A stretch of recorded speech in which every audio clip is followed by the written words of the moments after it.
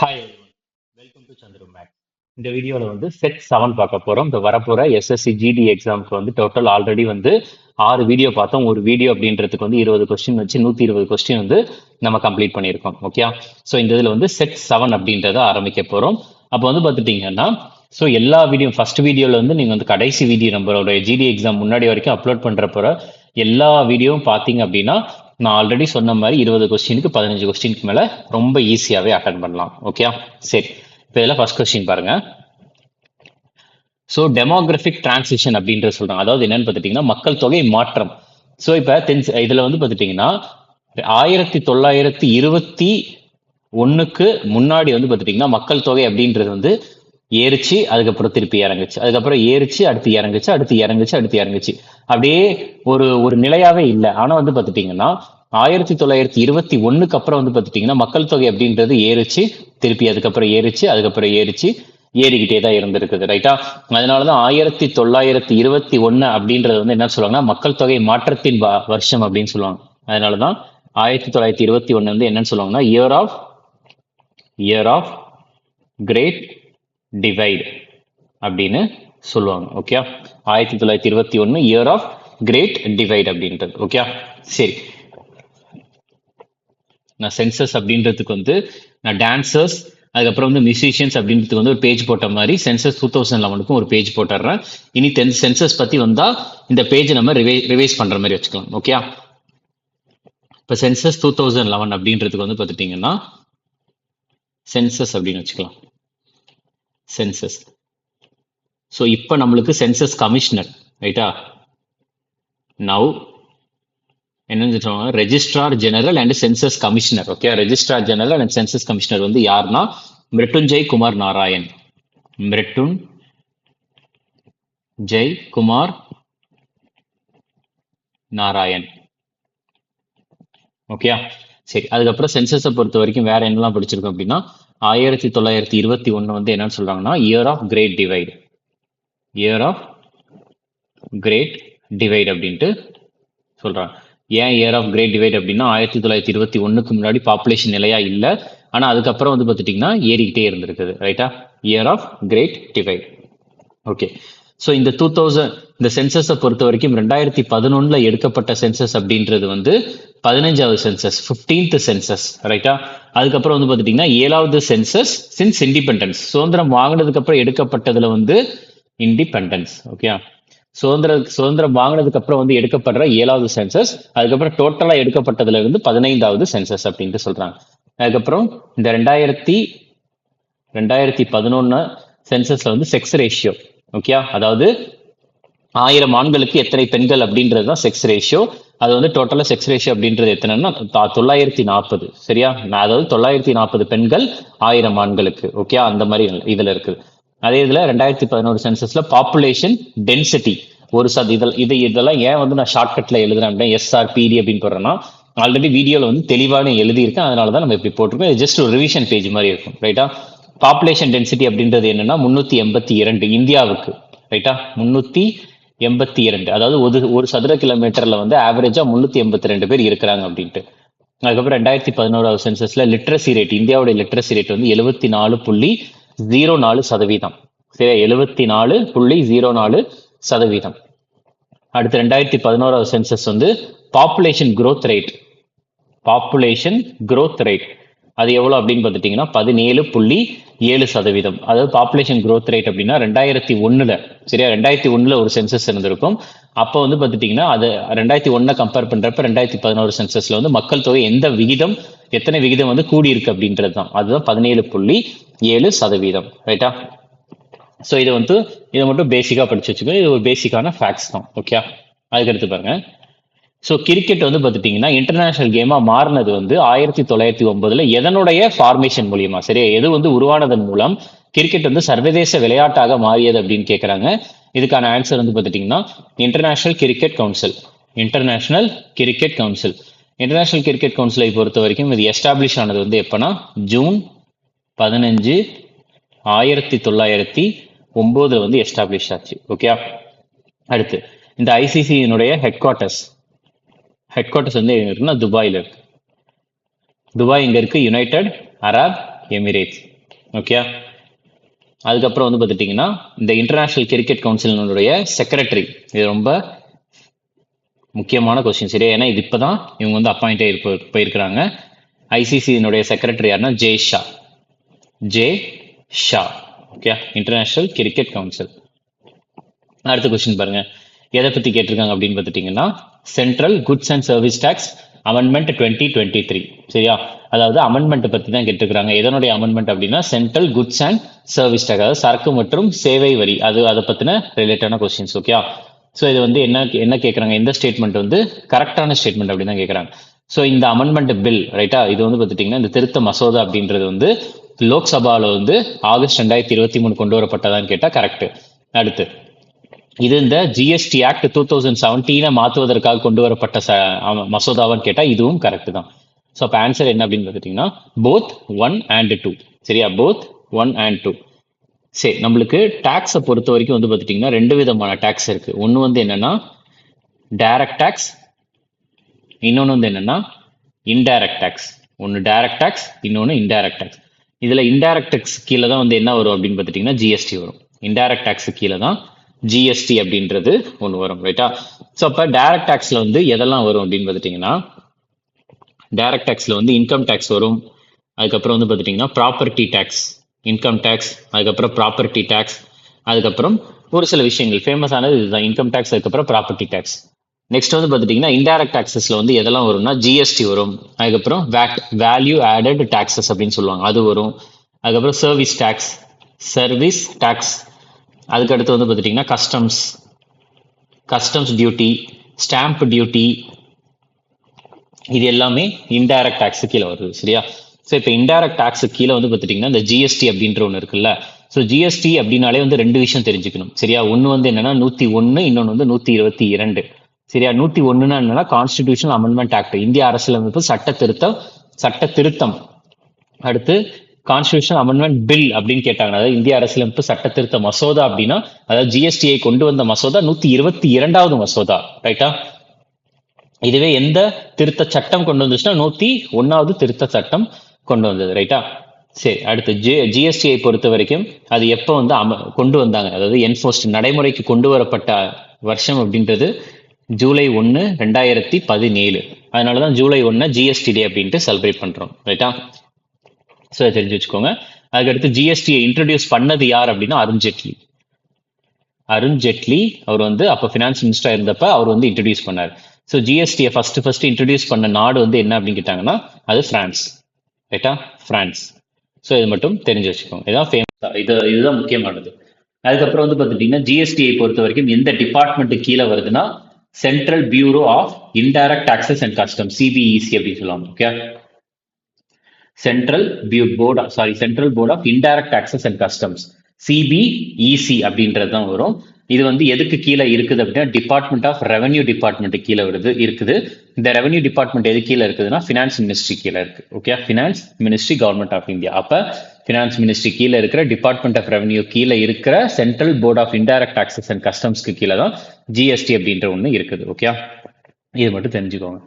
Next பாருங்க.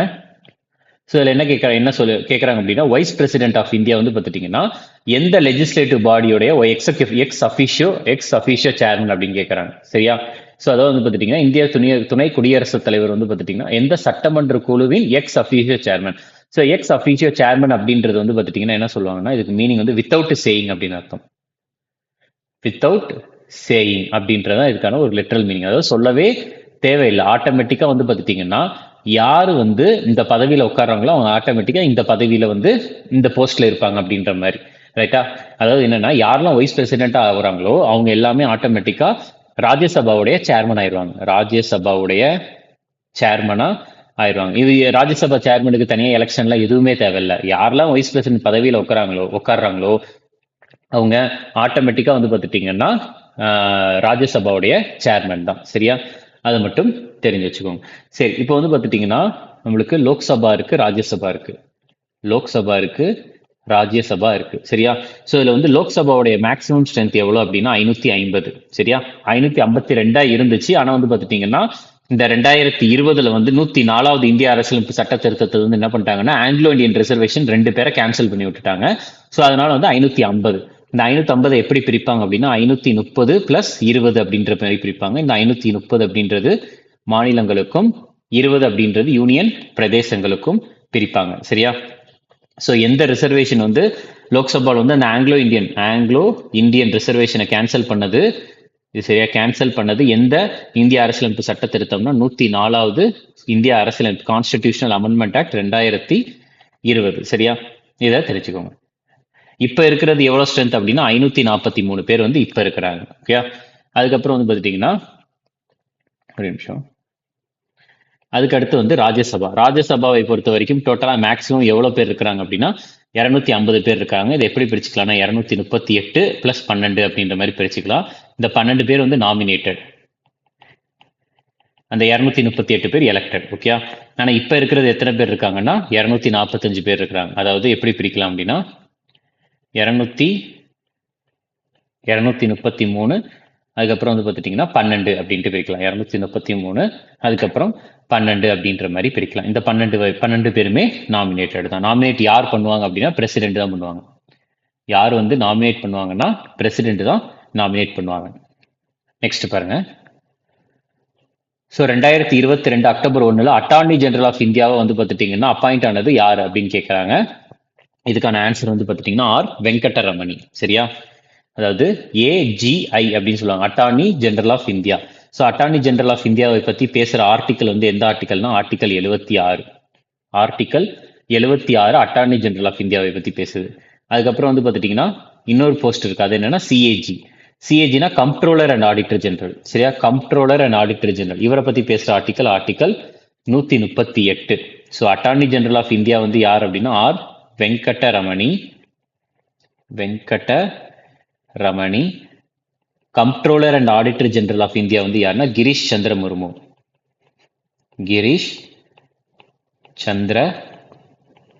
முர்மு அவர்கள். Okay, அதுக்கப்புறம் வந்து பார்த்துட்டிங்கன்னா இன்னொருத்தவங்க இருக்கிறாங்க, யாருன்னா solicitor general of India, SGI. சரியா? Solicitor general of India.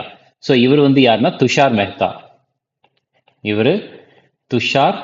இவங்க தான் வந்து ஃபேமஸான ஒரு டாப் லெவல் ஆஃபீஸர்ஸ், முக்கியமான ஒரு சில ஆஃபீஸர்ஸ் ஹோல்டர். ரைட்டா? ஸோ அது வந்து பார்த்துட்டிங்கன்னா இந்த அட்டார்னி ஜெனரல் ஆஃப் இந்தியாவுக்கு கீழே இருக்கிறவங்க தான் சாலிசிட்டர் ஜெனரல் ஆஃப் இந்தியா. அவங்களுக்கு சபார்டினேட்டாக இருக்கிறவங்க. ரைட்டா? Solicitor general of India. சரியா? ஸ்பெல்லிங் வேணும்னா அட்டார்னி, இது வந்து அட்டார்னி ஜெனரல் ஆஃப் இந்தியா. அடுத்து சாலிசிட்டர்னா இது சாலிசிட்டர் ஜெனரல் ஆஃப் இந்தியா. அடுத்து இந்த சிஏஜி அப்படின்றதுக்கு வந்து ஸ்பெல்லிங் வந்து கம்ப்ட்ரோலர், COMP தான் வரும், comptroller and auditor general of India. ரைட்டா? ஸோ இதுதான் முக்கியமான ஆஃபீஸர்ஸ். ஓகே, நெக்ஸ்ட் பாருங்க. ஸோ எந்த 5-year பிளான் அப்போ வந்து பார்த்துட்டிங்கன்னா எந்த 5-year பிளான் வந்து இந்திரா காந்தியின் தலைமையின் கீழ் கொண்டு வரப்பட்டது அப்படின்றது கேள்வி. இதுக்கான ஆன்சர் வந்து பார்த்துட்டிங்கன்னா எந்த 5-year plan, 4th 5-year plan. Already அதே இதில் வந்து நான் சொல்லியிருப்பேன். சரியா? நம்ம நிறைய 5-year பிளான் பார்த்தோம், அதிலேயே நான் மென்ஷன் பண்ணியிருப்பேன். ரைட்டா? ஸோ இந்திரா காந்தி அவர்களை பொறுத்த வரைக்கும் வந்து பார்த்துட்டிங்கன்னா பிரைம் மினிஸ்டரா எந்த வருஷம்லாம் இருந்திருக்காங்கன்னா 1966 இருந்து 1977 வரைக்கும் பிரைம் மினிஸ்டர் வந்திருக்காங்க. அதுக்கப்புறம் வந்து பார்த்துட்டிங்கன்னா 1980 இருந்து 1984 வரைக்கும் இவங்க பிரைம் மினிஸ்டரா இருந்திருக்கிறாங்க. ரைட்டா? சரி, அதுக்கப்புறம் வந்து பார்த்துட்டிங்கன்னா இவங்களை வந்து என்னன்னு சொல்லுவாங்கன்னா அயன் லேடி ஆஃப் இந்தியா அப்படின்னு சொல்லுவாங்க. இந்திரா காந்தி அவர்களை வந்து என்னன்னு சொல்லுவாங்கன்னா அயன் லேடி ஆஃப் இந்தியா அப்படின்ட்டு அழைப்பாங்க. ரைட்டா? நெக்ஸ்ட், அதுக்கப்புறம் வந்து பார்த்துட்டிங்கன்னா இவங்க தான் எமர்ஜென்சி அப்படின்றதையும் நிறைய போட்டிருப்பாங்க, அதையும் நீங்கள் தெரிஞ்சுக்க வேண்டியது. ரைட்டா? ஸோ அதுக்கப்புறம் வந்து பார்த்துட்டிங்கன்னா இந்திரா காந்தி அவர்கள் வந்து பிரைம் மினிஸ்டராக இருக்கப்ப பிரசிடெண்ட்டாக இருந்தவங்களில் வந்து முக்கியமானவங்க யார் அப்படின்னா பிரசிடெண்ட்டாக இருந்தவங்கள. ஏன் அப்படின்னா இவரை பேர் எழுதுறேன்னா இவங்க இந்திரா காந்தி அவர்கள் வந்து எமர்ஜென்சி போட்டப்ப வந்து இவர் தான் பிரசிடெண்ட்டாக இருந்திருக்காரு. ஏன்னா எமர்ஜென்சி அப்படின்றது வந்து சொல்றது யார் வந்து அனௌன்ஸ் பண்ணணும், பிரசிடென்ட் தான் அனௌன்ஸ் பண்ணுவாங்க. ரைட்டா? ஸோ பிரசிடெண்ட்டாக இருந்தது யாருன்னா ஃபக்ருதீன் அலி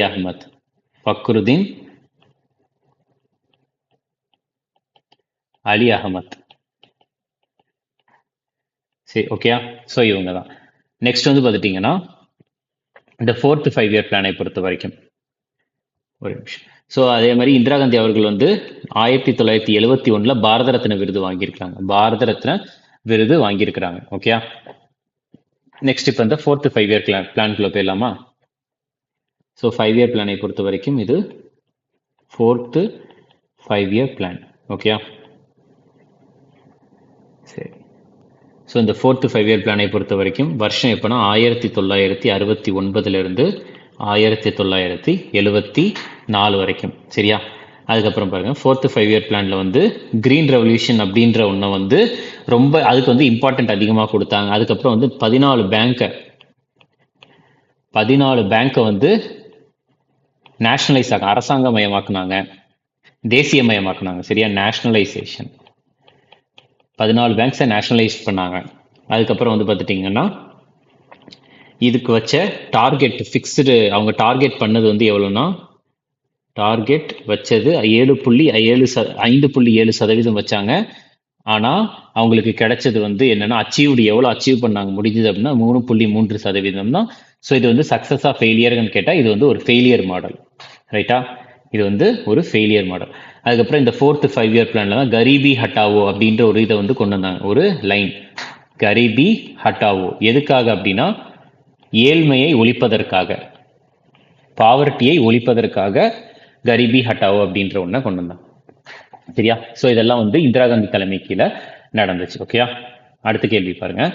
ஸோ பரதநாட்டியம் டான்ஸரான, அதாவது வந்து பார்த்துட்டிங்கன்னா கலாக்ஷேத்ரா அப்படின்ற ஒரு ஆர்கனைசேஷனை வந்து இவங்க வந்து ஆரம்பிச்சிருக்கிறாங்க. யார் அப்படின்னா பரதநாட்டியம் டான்சர் அவர்கள் ருக்மணி தேவி அருண்டேல் அவர்கள். ஸோ இவங்க வந்து பார்த்துட்டிங்கன்னா 1956 எந்த விருது வாங்கியிருக்கிறாங்க அப்படின்றது தான் கேள்வி. இதுக்கான ஆன்சர் வந்து பார்த்துட்டிங்கன்னா பத்ம பூஷன். சரியா? பத்ம பூஷன். ஸோ நம்ம ஆல்ரெடி சொன்ன மாதிரி வந்து பார்த்துட்டிங்கன்னா இப்போ ஒரு விஷயம் வந்து நான் எழுதுறேன் அப்படின்னா அதை ரிவிஷனுக்கு வந்து அதே ஸ்லைடை வந்து நான் பின்னாடி போடுவேன் அப்படின்ட்டு. ஸோ இப்போ இதில் பார்த்தீங்கன்னா நம்ம ஆல்ரெடி பார்த்த மாதிரி பரதநாட்டியம் அப்படின்னா வந்து ருக்மணி தேவி அருண்டேல் அவர்கள், பத்மா சுப்பிரமணியம் அவர்கள், அலர்மேல் வள்ளி, யாமினி கிருஷ்ணமூர்த்தி அவர்கள், மல்லிகா சாராபாய் அவர்கள். ஸோ இவங்க எல்லாருமே வந்து பரதநாட்டியம்ல ஒரு சில ஃபேமஸான பர்சனாலிட்டிஸ். அப்போ இந்த கொஸ்டின்ல என்ன கேட்டிருக்காங்க அப்படின்னா ருக்மிணி தேவி அருண்டேலை பத்தி கேட்டிருக்காங்க. அப்போ அவங்கள பத்தி இன்னும் கொஞ்சம் இதுலயே நம்ம நோட்ஸ் எடுப்போம். சரியா? அப்போ வந்து அடுத்த ஸ்லைட்ல வந்து இதே ஸ்லைடு வந்து நம்ம திருப்பியுமே படிக்கிற மாதிரி இருக்கும். ஓகே, சரி. ஸோ ருக்மிணி தேவி அருண்டேல் அவர்கள் தான் வந்து பார்த்துட்டிங்கன்னா first nominated member of Rajya Sabha, first nominated woman member of Rajya Sabha. ராஜ்யசபால வந்து பார்த்துட்டிங்கன்னா 12 பேரை நாமினேட் பண்ணுவாங்கன்னு பார்த்தோம்ல, அதுல வந்து ஃபர்ஸ்ட் ஒரு பெண்ணா நாமினேட் ஆனவங்க இவங்க தான், ராஜ்யசபா எம்பியா. சரியா? அது நீங்க தெரிஞ்சுக்க வேண்டியது. அதுக்கப்புறம் இவங்க தான் வந்து கலாக்ஷேத்ரா அப்படின்ற நிறுவனத்தை வந்து இவங்க ஆரம்பிச்சு வச்சிருக்காங்க. கலாக்ஷேத்ரா அப்படின்றத வந்து ஆரம்பிச்சது இவங்க தான். ரைட்டா? கலாக்ஷேத்ரா அகாடமி வந்து எங்க இருக்குன்னா சென்னையில ஆரம்பிச்சிருக்காங்க. அதுக்கப்புறம் இவங்க வேற என்னென்ன விருதுலாம் வாங்கியிருக்கிறாங்க அப்படின்னு பார்த்துட்டிங்கன்னா, ஸோ 1956 வந்து பார்த்துட்டிங்கன்னா பத்ம பூஷன் வாங்கியிருப்பாங்க, பத்ம பூஷன் விருது வாங்கியிருப்பாங்க. அதுக்கப்புறம் வந்து 1967 சங்கீத் நாட்டக் அகாடமி விருது, சங்கீத் நாட்டக் அகாடமி விருதுலாம் இவங்க வந்து வாங்கியிருக்கிறாங்க. சரியா? ஸோ இதெல்லாம் ஒரு சில முக்கியமானது. அடுத்த நம்ம வந்து பரதநாட்டியம் பற்றி பார்க்குறப்ப இதே பேஜ் திருப்பி ரிப்பீட் ஆகும். ரைட்டா? அப்போ வந்து இதையே திரும்ப படிக்கிற மாதிரி இருக்கும். நெக்ஸ்ட் பாருங்க. ஸோ இப்போ கிராஸ் டொமஸ்டிக் ப்ராடக்ட் அப்படின்ற ஒன்று இருக்கு. அந்த கிராஸ் டொமஸ்டிக் ப்ராடக்ட்ல வந்து பார்த்துட்டிங்கன்னா ஸோ எந்தெந்த துறையில இருந்தெல்லாம் வந்து இந்த கிராஸ் டொமஸ்டிக் ப்ராடக்ட்ல வந்து ஆட் பண்றாங்க அப்படின்னு கேட்கறாங்க. இதுக்கான ஆன்சர் அக்ரிகல்ச்சர் செக்டார்ல ஆட் பண்ணுவாங்க, அதுக்கப்புறம் இண்டஸ்ட்ரியல் செக்டாரும் ஆட் பண்ணுவாங்க, சர்வீஸ் செக்டாரும் ஆட் பண்ணுவாங்க. சரியா? 3 செக்டாரையுமே ஆட் பண்ணுவாங்க. விவசாயம், அதுக்கப்புறம் தொழில்துறை, அதுக்கப்புறம் சேவைத்துறை. இந்த 3ஐயுமே சேர்த்து தான் வந்து பார்த்துட்டிங்கன்னா மொத்த அந்த domestic product, gross domestic product, கிராஸ்னா மொத்தமா. சரியா? அது எல்லாத்தையுமே கால்குலேட் பண்ணுவாங்க. ரைட்டா? ஸோ நம்மளுக்கு வந்து டோட்டலா எத்தனை செக்டார்ஸ் இந்தியாவை பொறுத்த வரைக்கும் 3 செக்டார்ஸ் இருக்கு. இந்தியாவை பொறுத்த வரைக்கும் 3 செக்டார்ஸ் இருக்கு. அது என்னென்ன செக்டார் அப்படின்னா ஃபர்ஸ்ட் வந்து பிரைமரி செக்டார், அதுக்கப்புறம் வந்து பார்த்துட்டிங்கன்னா செகண்டரி செக்டார், நெக்ஸ்ட் வந்து tertiary sector. Primary sector, secondary sector, அதுக்கப்புறம் வந்து டெர்ஷியரி செக்டார். இந்த பிரைமரி செக்டார் அப்படின்றதுல வந்து எதெல்லாம் வரும்னா அக்ரிகல்ச்சர் வரும், அதுக்கப்புறம் வந்து சுரங்கம் மைனிங் அது வரும், அதுக்கப்புறம் மீன் பிடித்தல் ஃபிஷ்ஷிங் வரும், அதுக்கப்புறம் வந்து ஹண்டிங் வேட்டையாடுறது வரும். ஸோ இந்த மாதிரி எல்லாமே வரும் பிரைமரி செக்டார்ல. அதுக்கப்புறம் செகண்டரி செக்டார் அப்படின்றது வந்து என்ன அப்படின்னா ஸோ இப்போ அக்ரிகல்ச்சரில் வந்து சுகர் கேன் எடுக்கிறாங்கன்னு வச்சுக்கோங்களேன். அந்த சுகர் கேனை வந்து என்னவா மாத்துறாங்கன்னா, அந்த சுகர் கேனில் இருந்து சுகர் எடுக்கிறாங்கல்ல, அதாவது என்ன, அதாவது சிம்பிளாக என்னன்னா ரா மெட்டீரியல் இருக்கா, ரா மெட்டீரியல்னா இப்போ சுகர் கேன், சரியா. ஸோ அதாவது கரும்புல இருந்து வந்து ரா மெட்டீரியல்லேருந்து ஃபினிஷ்டு ப்ராடக்ட் சுகர் தனியாக எடுக்கிறாங்கல்ல, சக்கரை தனியாக எடுக்கிறாங்கல்ல, அதுதான் வந்து பார்த்துட்டிங்கன்னா இந்த மாதிரி ப்ராசஸிங் பண்ணுறது எல்லாமே எதில் வரும் அப்படின்னு பார்த்துட்டிங்கன்னா செகண்டரி செக்டாரில் வரும். ஃபினிஷ்டு குட்ஸாக மாற்றுறாங்க, ரா மெட்டீரியல்லேருந்து ஃபினிஷ்டு குட்ஸாக மாற்றுறது அவங்க என்ன அப்படின்னு பார்த்துட்டிங்கன்னா செகண்டரி செக்டார். டெர்ஷியரி செக்டார் அப்படின்றது வந்து என்னென்னா service sector. Tertiary sector, service sector. For example வந்து இன்ஃபர்மேஷன் டெக்னாலஜி, அதுக்கப்புறம் வந்து பார்த்துட்டிங்கன்னா ஹெல்த் கேர், மெடிக்கல்ஸ், அதுக்கப்புறம் பேங்கிங், டூரிசம், எஜுகேஷன், இது எல்லாமே வந்து டெர்ஷியரி செக்டாரில் வந்துடும், சரியா. எஜுகேஷன் இது எல்லாம் டெர்ஷியரி செக்டார்ஸில் வந்துடும், ஓகே.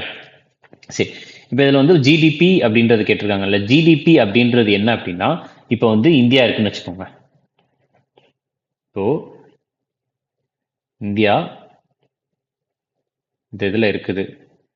ஸோ இப்போ ஃபார் எக்ஸாம்பிள் வந்து இப்போ இந்தியாவுக்குள்ளே வந்து இப்போ ஒரு அமெரிக்கனாக இருக்கிறாங்க, இப்போ ஒரு அமெரிக்கன் இங்கே இருக்கிறாங்க, அதுக்கப்புறம் இங்கே ஒரு ஆஃப்ரிக்கன் இருக்கிறாங்க, இங்கே வந்து பார்த்துட்டிங்கன்னா ஆஸ்திரேலியாவை சேர்ந்தவங்க இருக்கிறாங்க, இங்கே வந்து பார்த்துட்டிங்கன்னா யுனைடெட் கிங்டம் சேர்ந்தவங்க இருக்கிறாங்க. இந்த மாதிரி வேற வேற நாட்டில் இருந்து வந்து இந்தியாவில் வந்து கம்பெனி ஆரம்பித்து அவங்க வந்து பார்த்துட்டிங்கன்னா உற்பத்தி செய்கிறாங்க. அப்படின்றப்ப வந்து என்ன ஆகும் அப்படின்னா கம்ப்ளீட்டாக அவங்களுடைய அவங்க சம்பாதிக்கிறது எல்லாமே இந்தியாவுடைய ஜிடிபிக்குள்ள ஆட் ஆகும், சரியா. ஸோ அவங்க வந்து எந்த கண்ட்ரிலேருந்து வந்திருக்காங்க அப்படின்றது வந்து ப்ராப்ளம் கிடையாது. ஸோ ஆனால் வந்து இந்தியாவில் வந்து அவங்க உற்பத்தி செய்கிறாங்க அப்படின்றப்ப இந்தியாவோட ஜிடிபியில் தான் ஆட் ஆகும், ரைட்டா. ஸோ இதுதான் வந்து ஜிடிபி, ஓகே. ஸோ இதை மட்டும் தெரிஞ்சு வச்சுக்கோங்க. அது வந்து அவங்க எந்த கண்ட்ரியில இருந்து இருந்தாலும் சரி, ஸோ இந்தியாவுக்குள்ள வந்து அவங்க ஏர்ன் பண்ணாங்கன்னா அது இந்தியாவுடைய ஜிடிபிக்குள்ள அது வந்து சேரும் அப்படின்றத மட்டும் தெரிஞ்சுக்கோங்க, ஓகே. நெக்ஸ்ட், ஸோ இந்தியாவை பொறுத்த வரைக்கும் வந்து பார்த்துட்டிங்கன்னா அவங்க கேட்குறது வந்து டோட்டல் லேண்ட் பார்டர் எவ்வளோ அப்படின்னு கேட்குறாங்க. லேண்ட் பார்டர் அப்படின்றது கரெக்டாக இங்கேருந்து ஆரம்பித்து அப்படியே இது ஃபுல்லாக தான் வந்து பார்த்துட்டிங்கன்னா இந்தியாவுடைய லேண்ட் பார்டர் அப்படின்ட்டு சொல்லுவாங்க, ஓகே. இது ஃபுல்லாக. ஸோ இது இந்த கீழே இருக்கிறது வந்து பார்த்துட்டிங்கன்னா சி பார்டர். இது எல்லாமே கம்ப்ளீட்டாக சி பார்டர். ஸோ அப்போ ரெட் கலரில் லேண்ட் பார்டர் அப்படின்றது வந்து எவ்வளோ அப்படின்னு பார்த்துட்டிங்கன்னா 15,106.7 கிலோமீட்டர் லேண்ட் பார்டர். இதுவே சி பார்டர் அப்படின்றது கேட்டாங்கன்னா அது 7516.7 கிலோமீட்டர், 7516.6 கிலோமீட்டர். லேண்ட் பார்டர் அப்படின்றது 15,106.7 கிலோமீட்டர். இந்த லேண்ட் பார்டர் அப்படின்றது இந்த 7,516.6 கிலோமீட்டர் அப்படின்றது இங்க இருக்கிற லட்சதீப்பையும் இங்க இருக்கிற அந்தமான நிக்கோபாரையும் சேர்த்து. இன்கேஸ் இதை சேர்க்கல, அந்தமான நிக்கோபார் லட்சதீப்பை சேர்க்கலன்னா அது 6,100 கிலோமீட்டர், 6,100 கிலோமீட்டர், சரியா. ஸோ நம்மளுக்கு இப்போ இதுக்கான ஆன்சர் என்ன அப்படின்னு 15,106.7 கிலோமீட்டர். ஸோ இந்தியாவை பொறுத்த வரைக்கும் வந்து பார்த்துட்டிங்கன்னா லேண்ட் பார்டர் எந்தெந்த கண்ட்ரிஸ் கூடலாம் இந்தியா வந்து லேண்ட் பார்டர் வச்சிருக்குதுன்னா first Bangladesh, next China, Pakistan, Nepal, Myanmar, Bhutan, Afghanistan. So இந்த நாடுகள் கூடலாம் வந்து பார்த்துட்டிங்கன்னா இந்தியா வந்து லேண்ட் பார்டர் ஷேர் பண்ணுறாங்க, ஓகே. ஸோ பங்களாதேஷ் கூட தான் அதிகமான லேண்ட் பார்டர், எவ்வளோனா 4096.7 கிலோமீட்டர். சைனா கூட வந்து 4056 கிலோமீட்டர். அதுக்கப்புறம் பாகிஸ்தான் கூட 3323 கிலோமீட்டர், 3323 கிலோமீட்டர். நேபாள் கூட 1751 கிலோமீட்டர். மயான்மர் வந்து 1643 கிலோமீட்டர். பூட்டான் கூட 699 கிலோமீட்டர். ஆப்கானிஸ்தான் கூட 106 கிலோமீட்டர். உங்களுக்கு ரொம்ப முக்கியமானது இதுவும் தான். அதிகமானது எது, கம்மியானது எது அப்படின்றத மட்டும் தெரிஞ்சு வச்சுக்கோங்க, ஓகே. நெக்ஸ்ட் அடுத்த கொஸ்டின் வந்து பார்த்துட்டிங்கன்னா 1919 வந்து காந்தி வந்து ரவுலட் சட்டத்தை எதிர்ப்பதற்காக வந்து ஒரு சத்தியாகிரகத்துக்காக அழைப்பு விடுத்தார்.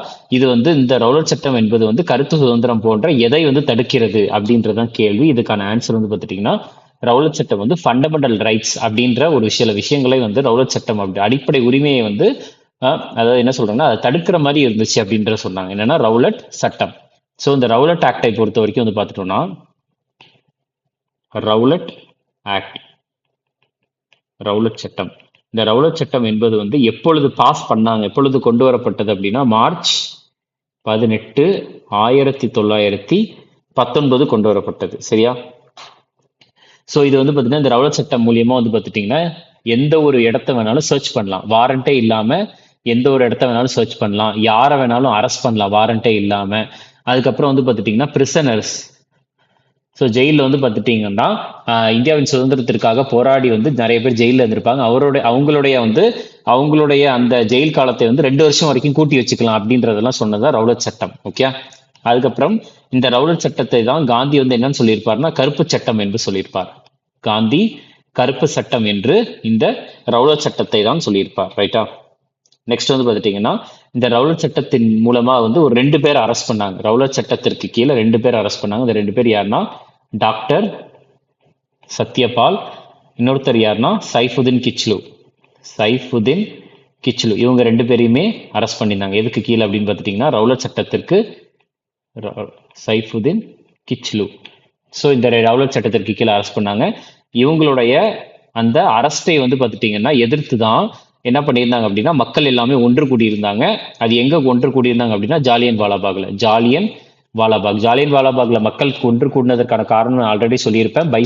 பைசாக்கி தினத்தை கொண்டாடுவதற்கும் இவங்க 2 பேரை அரஸ்டை வந்து பார்த்துட்டிங்கன்னா எதிர்ப்பதற்காகவும் அடுத்து ரவுலட் சட்டத்தை எதிர்த்தும் வந்து மக்கள் ஒன்று கூடியிருப்பாங்க. ஸோ அப்போ அந்த ஜாலியன் வாலாபாக்ல தான் படுகொலை நடக்கும். ஜாலியன் வாலாபாக் படுகொலை அப்படின்றது வந்து நடந்தது எப்போ அப்படின்னா ஏப்ரல் 13, 1919. சரியா? ஸோ இதுதான் ரவுலட் சட்டத்தை பொறுத்த வரைக்கும்.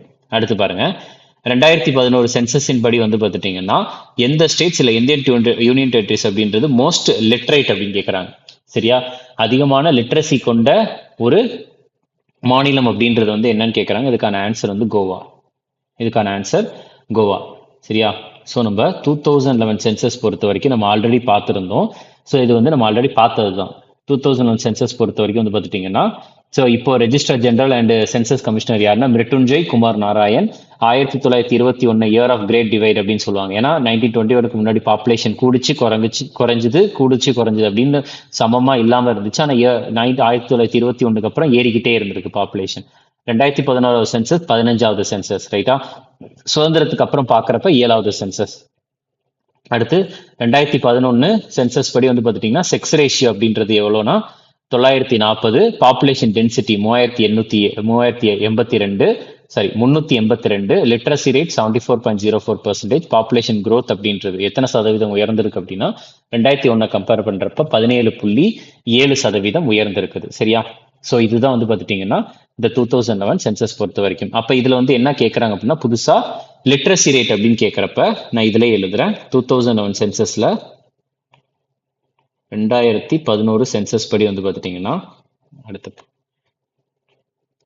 2011 சென்சஸ் படி நம்ம பார்த்தோம் அப்படின்னா லிட்ரஸி ரேட் அப்படின்றது ஃபர்ஸ்ட்ல இருக்கிறது என்ன அப்படின்னா கேரளா. 2வதுல இருக்கிறது வந்து பார்த்துட்டிங்கன்னா லக்ஷத்வீப். 3வதுல இருக்கிறது வந்து மிசோரம். 4வதுல இருக்கிறது கோவா. ஓகே. ஸோ கேரளா வந்து எத்தனை சதவீதம் அப்படின்னா 94% லிட்ரஸி ரேட் இருக்கு. ஓகே. லக்ஷதீப் வந்து 91.85%. 91.85%. மிசோரம் என்பது 91.33%. கோவா வந்து 88.22%. ஸோ அப்போ வந்து பார்த்துட்டிங்கன்னா ஆப்ஷன்ல கேரளா, லக்ஷதீப், மிசோரம் அப்படின்றது இல்லை. ஆன்சர் கோவா மட்டும்தான் இருக்கு. ஸோ 4வது இருக்கிறது கோவா தான் ஆன்சர். ரைட்டா? இதுவே 2011 சென்சஸ்ல வந்து டோட்டல் லிட்ரஸி ரேட் அப்படின்றது சரியா இந்தியாவுடைய லிட்ரஸி ரேட் அப்படின்னா எவ்வளோன்னா அது 74.04%. இதுல வந்து பார்த்துட்டிங்கன்னா ஆண்கள் மேலுடைய லிட்ரஸி ரேட் வந்து எவ்வளோ அப்படின்னா 82.14%. ஃபீமேல் பெண்களுடைய லிட்ரஸி ரேட் அப்படின்றது வந்து 65.46%. ஓகே. ஸோ இது வந்து லிட்ரஸி ரேட் ஹையஸ்ட் இன் ஸ்டேட்ஸ், மாநிலங்கள்ல இதுதான் வந்து பார்த்துட்டிங்கன்னா டாப்ல இருக்குது. ஓகே. ஸோ இதுவே வந்து பார்த்துட்டிங்கன்னா லிட்ரஸி ரேட்ஸ் வந்து யூனியன் பிரதேசங்கள்ல எது வந்து பார்த்துட்டிங்கன்னா டாப்ல இருக்குது அப்படின்னா லக்ஷதீப். டாப்ல இருக்கிறது என்னன்னா லக்ஷதீப். தீப்.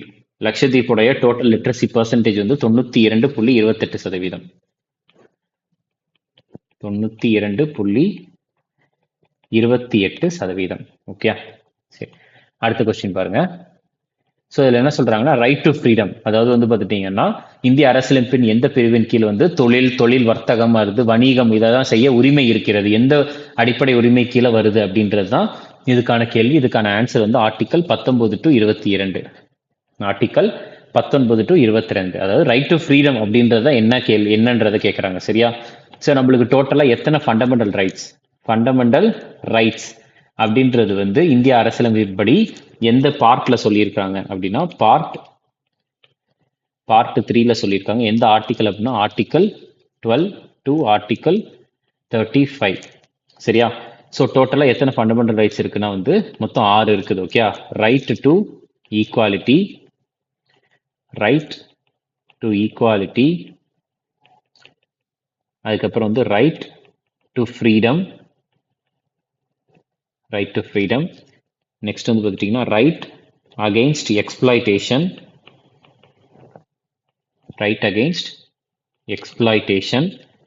அதுக்கப்புறம் வந்து right to freedom of religion, மதத்திற்கு ஏற்ற மாதிரி சுதந்திரம், right to freedom of religion, அதுக்கப்புறம் வந்து கல்ச்சரல் அண்ட் எஜுகேஷனல்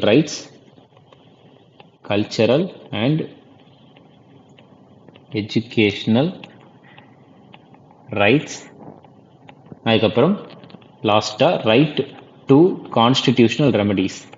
சரியா? இந்திய அடிப்படை உரிமை நம்மளுடைய அடிப்படை உரிமை மீறப்படும் போது வந்து பார்த்துட்டீங்கன்னா அதற்கு என்ன ரெமெடி அப்படின்றது தான், டைரக்டா சுப்ரீம் கோர்ட்டுக்கே போகலாம் அப்படின்னு சொல்றதா இந்த ஆர்டிக்கல். Right to constitutional remedies. Okay, so right to equality இதனுடைய ஆர்டிக்கல் வந்து ஆர்டிக்கல் 14 to 18 வரைக்கும். ரைட் டு ஃப்ரீடம் இந்த கொஸ்டினுடைய ஆன்சர், அதாவது ரைட் ஆர்டிக்கல் 19-22. அதாவது right against exploitation article 23, 24. Freedom of religion article 25 to 28.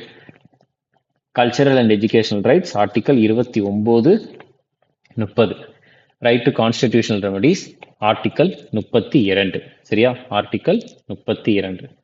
இதை மட்டும் ஞாபகம் வச்சுக்கோங்க. அடுத்த கேள்வி வந்து பார்த்துட்டீங்கன்னா, which of the following singer awarded Padma Bhushan in 2023 for her contribution in playback singer?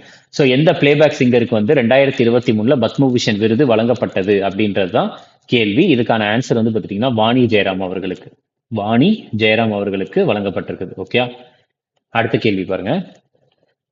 So பண்டைய இந்தியாவில் வந்து பார்த்துட்டீங்கன்னா தமிழ்நாட்டு பகுதியில் வந்து ஸோ ஒரு உழவர்கள், ரைட்டா, உழவர்கள் அப்படின்றது வந்து என்ன அப்படின்றது தான் இதுக்கான ஆன்சரே. ரைட்டா? பிளஃப்மேன் அப்படின்னு சொல்றாங்க. பிளஃப்மேன் அப்படின்னா ஆட்டோமேட்டிக்கா தமிழ்ல வந்து உழவர் தான் அர்த்தம். சரியா? பிளஃப்மேன் அப்படின்னா வந்து என்ன அப்படின்னா உழவர் அப்படின்னு அர்த்தம். சரியா? பிளஃப்மேன் வந்து என்னன்னு சொல்லுவாங்கன்னா உழவர் அப்படின்ட்டு சொல்லுவாங்க. ஓகே, ஸோ நான் அதுக்கப்புறம் வந்து பார்த்துட்டீங்கன்னா வெள்ளாளர் வந்து என்ன சொல்லுவாங்க, ஜமீன்தார் அவங்களதான் வந்து வெள்ளாளர் அப்படின்னு சொல்லுவாங்க. அடிமை அப்படின்னா ஸ்லேவ்ஸ். ஓகே, கடைசியர் அப்படின்னாலே வந்து பார்த்துட்டீங்கன்னா லேண்ட் இல்லாதவங்க. வெள்ளாளர் அப்படின்றது லேண்ட் அதிகமா வச்சிருக்கிறவங்க. ஓகே, அடுத்த கொஸ்டின் பாருங்க.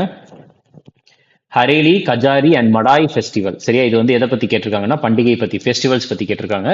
ஸோ ஃபெஸ்டிவல் கொடுத்து அது என்ன ஸ்டேட் அப்படின்னு கேட்குறாங்க. எந்த ஸ்டேட்ல வந்து ஹரேலி, கஜாரி, மடாய் ஃபெஸ்டிவல் வந்து செலிப்ரேட் பண்ணுவாங்க அப்படின்றது தான் கேள்வி. இதுக்கான ஆன்சர் வந்து பார்த்துட்டீங்கன்னா சத்தீஸ்கர்.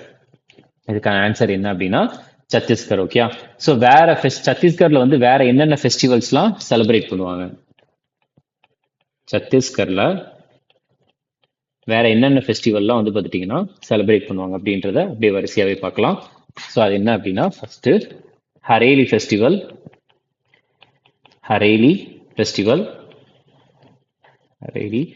நெக்ஸ்ட் வந்து பாஸ்தார் லோகோத்சவ், அதுக்கப்புறம் வந்து ராஜீம் கும்பமேளா,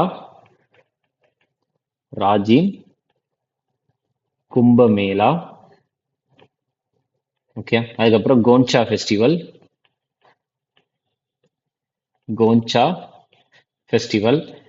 அதுக்கப்புறம் கஜாரி ஃபெஸ்டிவல், இங்க ஹரேலி ஃபெஸ்டிவல், அதுக்கப்புறம் போலியா போலியா ஃபெஸ்டிவல், அதுக்கப்புறம் கங்கா தசேரா, கங்கா தசேரா, ஓகே. அதுக்கப்புறம் வந்து பார்த்துட்டிங்கன்னா சர்ஹுல். இதெல்லாம் வந்து பார்த்துட்டிங்கன்னா சத்தீஸ்கரில் ஒரு சில ஃபேமஸான ஃபெஸ்டிவல்ஸ், ஓகே.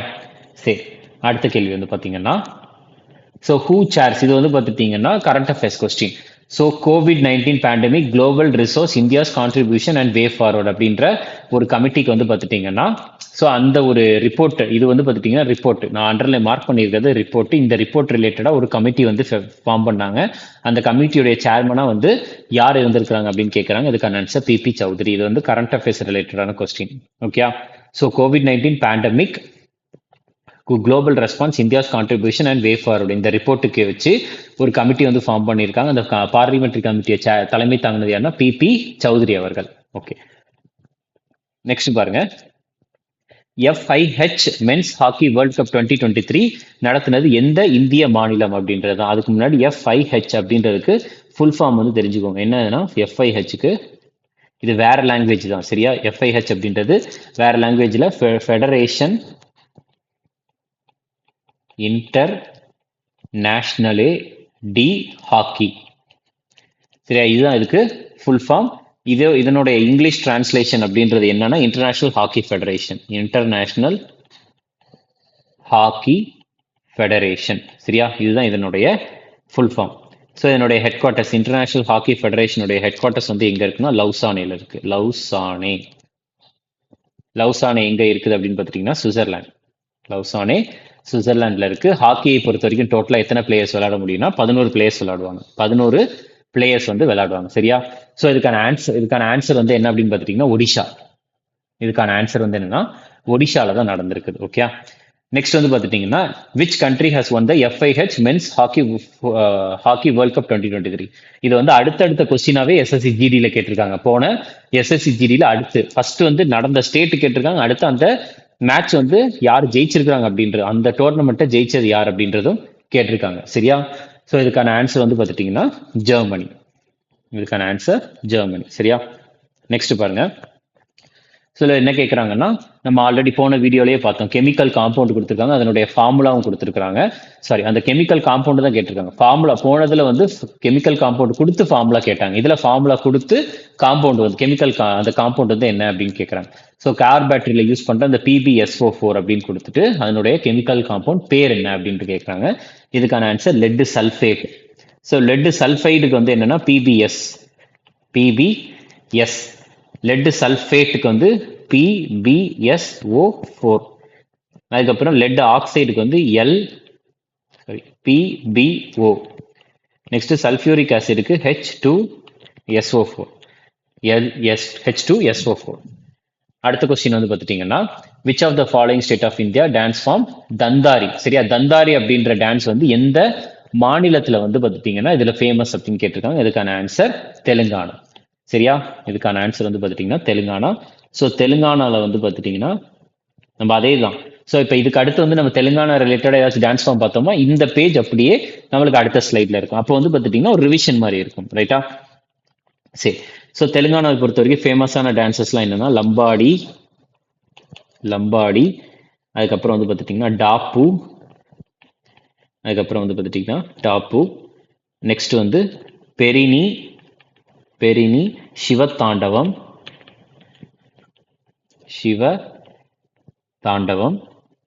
அதுக்கப்புறம் வந்து கெய்சா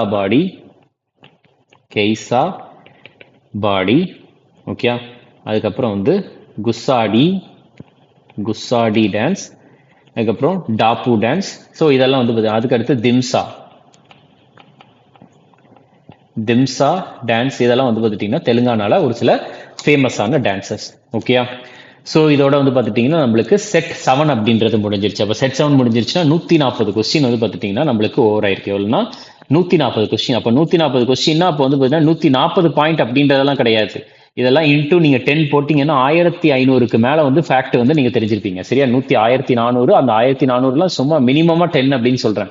கிட்டத்தட்ட 1500க்கு மேல பாயிண்ட் அப்படின்றது நீங்க ஈஸியா தெரிஞ்சு வச்சிருப்பீங்க, ரைட்டா. ஸோ அப்போ அந்த மாதிரி தான் நம்மளுடைய கண்டென்ட் அப்படின்றது இருக்கு. இன்னும் வந்து அப்போ இது இந்த ஒரு வெறுமனே 7 செட்டுக்கே எவ்வளோ அப்படின்றப்ப இன்னும் வந்து ஒரு 30 நாளைக்கு 30 செட் அப்படின்றப்போ வந்து அது எங்கேயோ நம்பர்ஸ் வந்து போயிடும். சரியா? ஸோ அதனால ஈஸியா வந்து அந்த 20 கொஸ்டினுக்கு 15 கொஸ்டின் மேல ஈஸியா அட்டன் பண்ணிடலாம். ரைட்டா? ஸோ அதனால கரெக்டா ஃபாலோ பண்ணுங்க. திரும்ப திரும்ப ஒரு 2 தடவை 3 தடவை வீடியோ பார்த்தீங்க அப்படின்னா முடிஞ்சிடும். ரைட்டா? தேங்க்யூ.